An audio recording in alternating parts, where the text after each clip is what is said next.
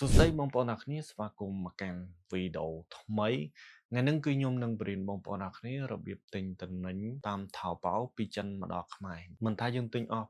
$5ឬក៏ច្រើនជាង$5ទេគឺអីវ៉ាន់ហ្នឹងគឺមកដល់ខ្មែរតែម្ដងហើយពេលវេលាដឹកជញ្ជូននោះគឺរយៈពេលប្រហែលជា7ថ្ងៃទៅ8ថ្ងៃគឺអីវ៉ាន់ហ្នឹងគឺមកដល់ហើយខ្ញុំគឺមានបទពិសោធន៍ក្នុងការទិញនេះគឺច្រើនមែនតើបើចាប់ពីខ្ញុំទិញមកដល់ឥឡូវហ្នឹងចូល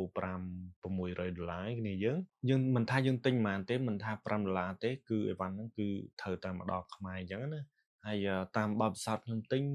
មិនថា$3ឬក៏$5ទេសំខាន់គឺយើង pay នៅក្នុងថៅប៉ោហើយគឺគេ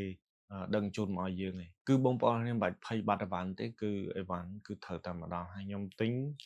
តាំងពីខ្ញុំទិញមកគឺអីវ៉ាន់អត់ដែលមានបញ្ហាទេអានឹងចំពោះបទពិសោធន៍ខ្ញុំផ្ទាល់តែម្ដង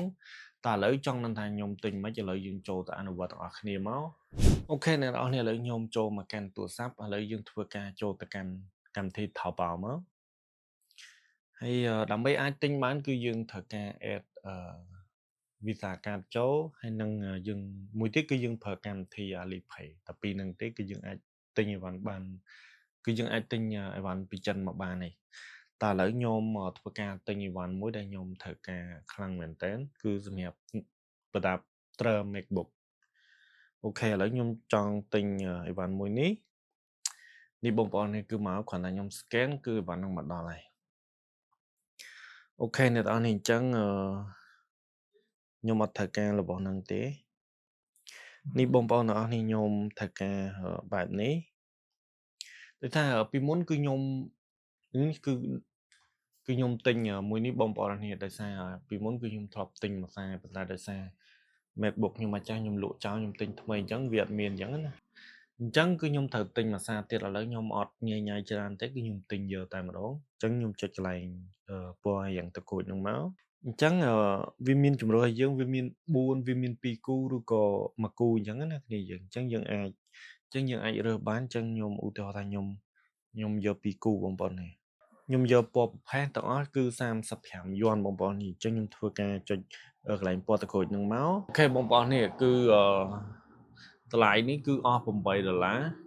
ទាំងថ្លៃដឹកជញ្ជូនគឺ20យួនបងប្អូននេះអញ្ចឹងបងប្អូននេះយក20យួនចែកនឹង7មកគឺឃើញចំនួនដុល្លារគឺខ្ញុំធ្វើការចុច pay តែម្ដងឥឡូវយើងយក20ឥឡូវបងប្អូននេះចង់ដឹងលុយហ្នឹងមិនបងប្អូននេះអាចសាកគិតបានអញ្ចឹងណាចឹងក្នុងនេះគឺវាមានដាក់ឲ្យយើងហើយវាមានបូកដកអីតាមហ្នឹងអញ្ចឹងណាតម្លៃគឺ39.90ហើយគេបញ្ចុះតម្លៃ3.99ហើយសេវាដឹកហ្នឹងគឺ20យួនសរុបទាំងអស់គឺ55.93អញ្ចឹងណាបងប្អូនអរគ្នាទាំងអស់55.91អញ្ចឹងបងប្អូននេះយក55បងប្អូននេះយក55ចែកនឹង7មក55.91ចែកនឹង7វាស្មើនឹង$8គ្នាយើងឬក៏យើងអាចចុចយកចំនួនយួនហ្នឹងចែកនឹងចំនួន7.2ក៏បានដែរគិតនឹងថ្លៃសេវាអីអាហ្នឹងខ្ញុំអត់សូវច្បាស់ទេគ្នាយើងប៉ុន្តែបើតាមមិត្តភក្តិខ្ញុំនិយាយគាត់គិតថាគាត់ថាថ្លៃសេវាដឹកអញ្ចឹងណាតែអានេះរបៀបគិតហ្នឹងគឺខុសគ្នាតិចតិចបងប្អូននេះអានេះក៏ខ្ញុំអត់សូវច្បាស់ដែរប៉ុន្តែការទិញគឺយើងអាចទិញបាន100%ហើយសេវាវាហ្នឹងបងប្អូននេះមិនបាច់ខ្វល់ទេពេលដែលយើងគិតលុយហើយគឺគេគិតក្នុងហ្នឹងហើយអីវ៉ាន់ហ្នឹងគឺមកដល់ខ្មែរតែម្ដងហើយវាមានពេលខ្លះវាមាន promotion អីដូចតែយើងទិញនៅខ្មែរដែរអញ្ចឹងណាគ្នាយើងតែអីវ៉ាន់គឺខ្ញុំទិញអត់ដែលមានបញ្ហាទេគឺអីវ៉ាន់ខ្ញុំទិញអស់$5ឬក៏$10គឺអីវ៉ាន់ហ្នឹងគឺត្រូវតែមកដល់ខ្មែរតែម្ដងហើយចំពោះក្រុមហ៊ុនដឹកជញ្ជូននៅក្នុងស្រុកខ្មែរគឺមានតែពីរគ្នាយើងគឺ CTO មួយនិង JNT មួយតែប៉ុណ្្នឹងឯងឥឡូវខ្ញុំធ្វើការ pay តែម្ដងដោយសារខ្ញុំត្រូវការទិញរបស់ហ្នឹងដែរដោយសារ MacBook ខ្ញុំទិញថ្មីមកគឺអត់មានប្រដាប់ត្រើអញ្ចឹងណា